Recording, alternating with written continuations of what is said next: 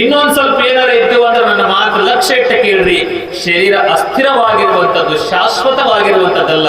ಅವು ಒಳಗಿದ್ದೋದ್ರೆ ಇನ್ನೊಂದಿಟ್ಟು ಇಲ್ಲ ದೊಡ್ಡ ಬಾಯದವರ ಗಂಟು ಕಟ್ಟಿ ಒಳಗೆ ಹೋಗುದು ಕೇಸಿ ಸ್ವಚ್ಛ ಮನಸ್ಸಿನಿಂದ ಯಾರಿಗೆ ದುಡಿತೀರಿ ಮುಂದಿನ ವರ್ಷ ತನಕ ರೇವಣ ಸಿದ್ಧನ ಸಾಕ್ಷಿ ಮಾಡಿ ಹೇಳ್ತೀರಿ, ನೀವೇನ್ ಅನ್ಕೊಂಡಿರಿ ಅದು ಹಾಗೇ ಆಗ್ತದ ಅನ್ನುವಂಥದ್ದು. ಅದು ಹಾಗೇ ಆಗ್ತದೆ.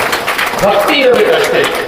ನೀವೇನಾರ ಮನಸ್ಸಿನಾಗ ಅನ್ಕೊಂಡು ಯಪ್ಪ ಈ ವರ್ಷ ನಿನ್ನ ಜಾತ್ರೆ ಒಳಗೆ ನಾ ಚಂದ ದುಡಿತೀನಿ, ಊಟಕ್ಕೆ ನೀಡ್ತೀನಿ, ಕಸ ಹೊಡಿತೀನಿ, ಬಂದಂತ ಮಹಾತ್ಮರಿಗೆ ಸೇವೆ ಮಾಡ್ತೀನಿ, ಏನ್ ನನ್ನ ಕೈಲಿ ಆಗುತ್ತ ನಾನು ಸೇವೆ ಮಾಡ್ತೀನಪ್ಪ, ನನಗೆ ಒಂದು ಕಾರ್ಯ ನೆರವೇರಿಸು ಭಗವಂತ ಅಂತ ಭಕ್ತಿ ಭಾವದಿಂದ ನೀವೇನಾರ ಕೇಳ್ಕೊಂಡ್ರಿ ಅಂದ್ರೆ ಅದು 100ಕ್ಕೂ 100 ಆಗುತ್ತದೆ, 100ಕ್ಕೂ 100 ಆಗ್ತದೆ ಅನ್ನುವಂಥದ್ದು ಒಂದು ಭಾವ ಇರಬೇಕು. ದುಡಿದು ಕೇಳಬೇಕು. ಹೌದಲ್ಲ? ನೀವು ಈ ಊರ ಕೆಲಸಕ್ಕೆ ಹೋಗ್ತೀರಿ, ನೀವು ಬರೀ ಶ್ರೀಮಂತರು ಎಲ್ಲ ಹೋಗ್ತಿರಲ್ಲ, ಕೆಲ್ಸಕ್ಕೆ ಹೋಗಿರ್ತಾರಲ್ಲ, ಮೊದಲ ಪಗಾರ ಕೊಡ್ತಾರೋ, ಕೆಲಸ ಮಾಡಿ ಬಂದ ಮೇಲೆ ಪಗಾರ ಕೊಡ್ತಾರ. ಹೌದಲ್ಲ? ಮುಂಜಾನೆ ಹೋಗೋ ಟೈಮ್ದಾಗ ಪಗಾರ ಕೊಡೋದ್ರ ಕಪ್ಪಾಳಿ ಕೊಡ್ತಾರ. ಕೆಲ್ಸಕ್ಕೆ ಬಂದಿಲ್ಲ, ಈಗ ನೀವು ಪಗಾರ ಕೊಡ್ಬೇಕ. ಹೌದಲ್ಲ? ಅಂತಾರಲ್ಲ. ನಾನ್ ನಿಮ್ಗೆ ಯಾಕೆ ಇವರ ಕೆಲ್ಸಕ್ಕೆ ಹೋಗಿರಲ್ಲ ಅಂತ ಕೇಳಿದ್ರೆ ಮಾಹಿತಿ ಇರಲಿ ಅಂತ. ಕೆಲಸ ಹೋಗಿ ಕೆಲಸ ಚಂತಾನ ಮಾಡಿ ಬಂದ ಮೇಲೆ ಪಗಾರ ಕೊಡ್ತಾರ ಅಲ್ವಾ? ನಾವು ಮುಂಜಾನೆ ಹೋಗಿ ಪಗಾರ ಕೊಡಂಗಿಲ್ಲ. ಹಂಗ ಭಗವಂತನ ಬಳಿ ಮೊದಲು ದುಡಿಬೇಕು, ದುಡಿದು ಕೇಳಬೇಕು. ದುಡಿಲಾರ್ದ ಮೊದಲ ಹೋಗಿ ಬೇಡಿಕೆ ಇಟ್ಟರೆ ಅವನು ಕಪಾಳ ಕೊಡ್ತಾನೆ ನಮ್ಗೊಂದು. ಹಾಗಾಗಿ ದೇವರ ಬಳಿ ಭಕ್ತಿಯಿಂದ ದುಡಿಯಿರ್ಬೇಕು. ದೇವರ ಬಳಿ ಮೂಢನಂಬಿಕೆ ಇರಬಾರದು, ನಂಬಿಕೆ ಇರಬೇಕು. ಮೂಢನಂಬಿಕೆಗಳಿರಬಾರದು. ಮೂಢನಂಬಿಕೆ ಅಂದ್ರೆ ಏನ್ ಗೊತ್ತಾ? ದೇವರ ಹೆಸರ ಮೇಲೆ ಕುರಿ ಕೊಯ್ಯೋದು, ದೇವರ ಹೆಸರ ಮೇಲೆ ಕೋಣ ಕಡೆಯೋದು, ದೇವರ ಹೆಸರ ಮೇಲೆ ಇಲ್ಲ ಸಲ್ಲದ ಕೆಲವೊಂದು ಅಪವಾದಗಳನ್ನು ಇಟ್ಟಿಕೆ ಅಂತ ಎಲ್ಲ ಮಾಡ್ತಾವಲ್ಲ, ಇದು ಮೂಢನಂಬಿಕೆಗಳು. ದೇವರೆಂದು ಕೇಳಂಗಿಲ್ಲ ಇಂಥವ್ರನ್ನ. ನೀವು ಹೆಣ್ಮಕ್ಳಿರಲ್ಲ, ದನ ಕೂಡಿ ನೀವೇ ಹೂ ಅಂತ ದೇವರಿಗಿಂತ ಬೇಡ್ಕೊಳ್ಳೋರು. ಇವು ಊರಾಗ ಒಂದಿವ್ಸ ಎಲ್ಲಾನು ಹುಲಿಗಮ್ಮಂತ ದೇವ್ರವರು ಇರ್ತಾರ. ಅವ್ರು ಕುಣಿದಾಡಿ ಹೇಳ್ಬಿಡ್ತಾರ, ಬ್ಯಾಟಿ ಮಾಡಬೇಕು ನೀನಂತ. ಮೊದಲು ಅವ್ರನ್ನ ಕಡಿದಿ, ಯಾರು ಹಿಡಿಯುತ್ತಲ್ಲ ಅವ್ರನ್ನ ಕಡ್ರಿ. ಯಾವ ಪಾಪ ಬರಲ್ಲ, ಏನು ಬರಲ್ಲ. ನಾನು ಯಾಕೆ ಇದನ್ನ ಹೇಳ್ತೀನಿ ಅಂದ್ರೆ ದೇವ್ರು ಕೇಳಂಗಿಲ್ಲ. ಬಸವಾದಿ ಶರಣರು ಒಂದು ಮಾತು ಹೇಳ್ತಾರೆ, ಕಲಬೇಡ ಕೊಲಬೇಡ ಹುಸಿಯ ಮುಡಿಯಲು ಬೇಡ. ಕೊಲ್ಲಬೇಡ ಮಾರಾಯ, ಒಂದು ಪ್ರಾಣವನ್ನ ಕೊಲ್ಲಕ್ಕೆ ನಿನಗೆ ಯಾರು ಕೊಟ್ಟ ಹಕ್ಕು? ಜೀವ ಕೊಟ್ಟವ ಭಗವಂತ, ಅವನೇ ಕೊಲ್ಲಂದ ಮೇಲೆ ನೀನ್ ಯಾರು ಕೊಲ್ಲವ? ಅವನ ಹೆಸರು ಹೇಳ್ಕೊಂಡು ಕೊಲ್ಲಕ್ಕೆ ಹೋಗ್ಬೇಡ. ದೇವರ ಹೆಸರುಗಳನ್ನು ಹೇಳ್ಕೊಂಡು ಕೊಲ್ಲಬೇಡ, ಹಿಂಸೆ ಮಾಡಬೇಡ. ಅದು ಮಹಾಪಾಪ ಆಗ್ತದ, ಮಹಾಪಾಪ ಆಗ್ತದೆ. ನಾನು ಮೊನ್ನೆ ದಿನ ನಡ್ಕೋದೊಳಗೆ ಮಲ್ಲಣ್ಣ ಮಿಲ್ಟ್ರಿ ಅಂತ ನನಗೆ ಗೊತ್ತದನೆ ಎಷ್ಟು ಮಂದಿಗೆ. ಅವನು ಜಡಿಪಿ ಏನೋ ಆಗಿತ್ತು. ಒಂದ್ಸಲಿ ಫೋನ್ ಮಾಡಿದ್ದ ನನಗೆ. ಫೋನ್ ಮಾಡಿದಾಗ ಅಪ್ಪ ಎಷ್ಟು ವಿಚಿತ್ರ ಅದ ಅಂದ್ರೆ ಭಕ್ತರಲ್ಲಿ ಬಹಳ ವಿಚಿತ್ರ ಅದ. ಒಂದು ಊರೊಳಗೆ ನಡೆದ ಘಟನೆ ನನಗೆ ಹೇಳ್ಕೊಂಡ. ಏನಂತಂದ್ರೆ ಯಾರೋ ಕುಣಿದಾಡಿ ದೇವ್ರು ಮಾಡ ಅಂತ ಹೇಳಿದ್ರಂತ. ದೇವ್ರು ಮಾಡ ಅಂತ ಹೇಳಿ ಆ ಊರಿಗೆ ಹೋಗಿ ದೇವ್ರು ಮಾಡ್ಕೊಂಡು ಬರ್ತಾರ. ಪಾಪ ದೇವ್ರು ಮಾಡ್ಕೊಂಡು ಬರುವಾಗ ದಾರಿ ಒಳಗೆ ಆಕ್ಸಿಡೆಂಟ್ ಆಗ್ತದೆ. ನಡೆದ ಘಟನೆ ಇದು. ಆಕ್ಸಿಡೆಂಟ್ ಆಗ್ತದೆ.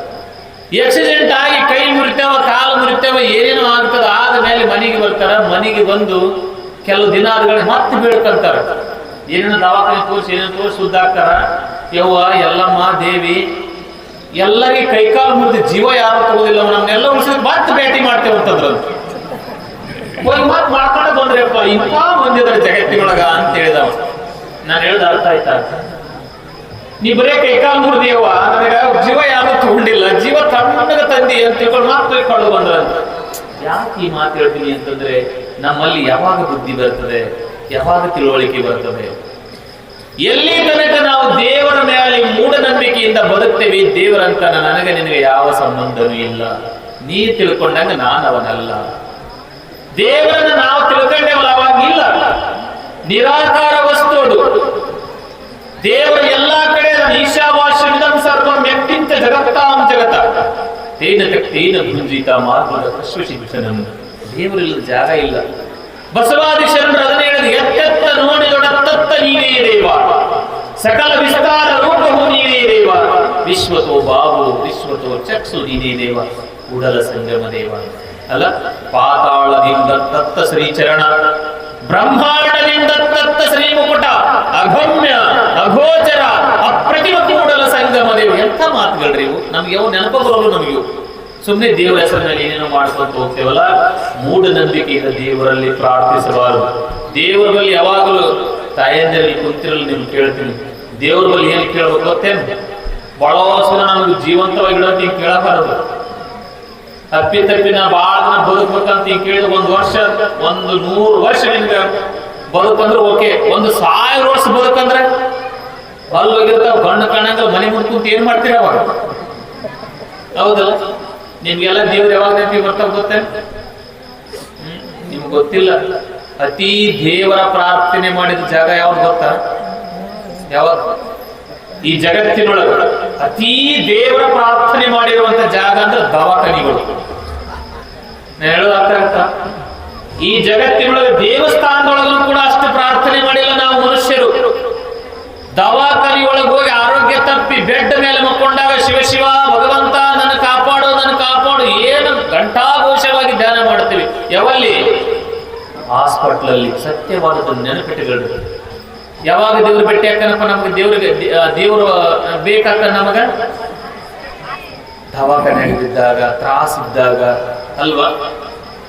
ಆರೋಗ್ಯದ ಸಮಸ್ಯೆ ಆಗಿ ದವಾಖಾನೆಗೆ ಬಿದ್ದೀರಿ, ICU ಬಿದ್ದೀರಿ, ಅಲ್ಲಿ ದೇವರನ್ನು ಪ್ರಾರ್ಥನೆ ಮಾಡ್ತೀನಿ ಅವಂತನ ಯಪ್ಪ ಶಿವ ಶಿವ. ಚಲೋ ಇದ್ದಾಗ 1 ದಿನ ನನ್ನ ನೆನಲಿಲ್ಲಲ್ಲೋ, ಚಲೋ ಇದ್ದಾಗ 1 ದಿನ ನನ್ನ ಧ್ಯಾನಿಸ್ಲಿಲ್ಲಲ್ಲೋ. ದವಾಖಾನೆಗೆ ಹೋಗಿದ್ದು ಶಿವ ಶಿವ ಶಿವ ಶಿವ.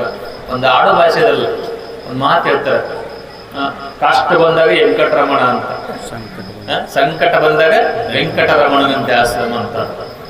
ದೇವರ ಧ್ಯಾನವನ್ನು ಕಷ್ಟ ಬಂದಾಗ ನೆನೆಸುವುದಲ್ಲ, ಯಾವಾಗಲೂ ನೆನೆಸಬೇಕು. ದೇವ್ರ ನಾಮ ನೆನೆಸಕ್ಕೆ ಏನಾದ್ರು ರೊಕ್ಕ ತತ್ತದೆ ಏನ್ರಿ? ಯಾರು ರೊಕ್ಕ ತಗೋತಾರ ನಿಮ್ಗ? ಅದಕ್ಕೆ ರೊಕ್ಕ ರೂಪಾಯಿ ಇಲ್ಲ.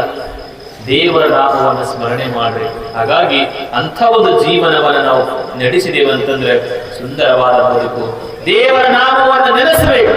ಮೈ ತುಂಬ ರಟ್ಟಿ ತುಂಬ ಚಂದ ದುಡಿಬೇಕು. ಯಾವಾಗಲೂ ಕಾಯಕ ಯೋಗಿಗಳಾಗಿರಬೇಕು. ಸುಮ್ಮನೆ ಊಟ ಮಾಡಿ ಸೋಮಾರಿತನದಿಂದ ಅಪ್ಪರು ಹೇಳ್ರಿ ಅಂತಿರ್ತಪ್ಪರು ದೇವ್ರ ನಾಮ ತಗೊಂಡು ಜಪ ಮಾಡ್ಕೊತ ಕೂತ್ರೆ ಅಲ್ಲ ಮಾತು ಮುಂದೆ ಸಂಜಿತಾನ ಕೆಲಸ ಮಾಡ್ಬೇಕು. ಕಾಯಕವೇ ಕೈಲಾಸ. ಕಾಯಕದೊಳಗೆ ಭಗವಂತನನ್ನ ಕಾಣಬೇಕು, ಕೆಲಸದಲ್ಲಿ ಭಗವಂತನನ್ನ ಕಾಣಬೇಕು. ಇದು ನಿಜವಾದ ಬದುಕು. ಈ ಶರೀರ ಎದಕ್ಕೆ ಬಂದದ? ದುಡಿಯುವುದಕ್ಕೆ ಬಂದದ, ಉಣ್ಣುದಕ್ಕೆ ಬಂದದ. ಒಂದೊಂದು ಗಳಿಗೆ ಇಲ್ಲೇನು ಸಮಯ ಇದೆಯಲ್ಲ, ಒಂದೊಂದು ಗಳಿಗೆನೂ ಕೂಡ ಬಹಳ ಮಹತ್ವವಾಗಿರುವಂಥದ್ದು. ಒಂದೊಂದು ಸೆಕೆಂಡ್ ಕೂಡ ಬಹಳ ಮಹತ್ವದ್ದಾಗಿರುತ್ತದೆ. ಈ ಸಮಯವನ್ನು ವೇಸ್ಟ್ ಮಾಡಿಕೊಳ್ಳಾರ್ದೇ ಉತ್ತಮವಾಗಿರುವಂತ ಜೀವನವನ್ನ ನಾವು ಬದುಕಿದೇವೆ ಅಂತಂದ್ರೆ ನಮ್ಮ ಜೀವನ ಬಹಳ ಭವ್ಯಮಯವಾಗಿರುತ್ತದೆ. ಹಾಗೆ ಹಾಗಾಗಿ ಇವತ್ತ ಶಿವರಾತ್ರಿ ಅಮಾವಾಸ್ಯೆ ಅಲ್ವಾ? ಶಿವರಾತ್ರಿ ದಿನ ಶಿವನ ಧ್ಯಾನವನ್ನ ಮಾಡಿದ್ರೆ ಶಿವ ನಮ್ಮನ್ನ ಬಹಳ ಪ್ರೀತಿಯಿಂದ ಮೆಚ್ಕೋತಾನ ಅಂತ ಹೇಳ್ತದೆ. ನಾನೆಲ್ಲರಿಗೂ ಶಿವಾಯ ನಮಃ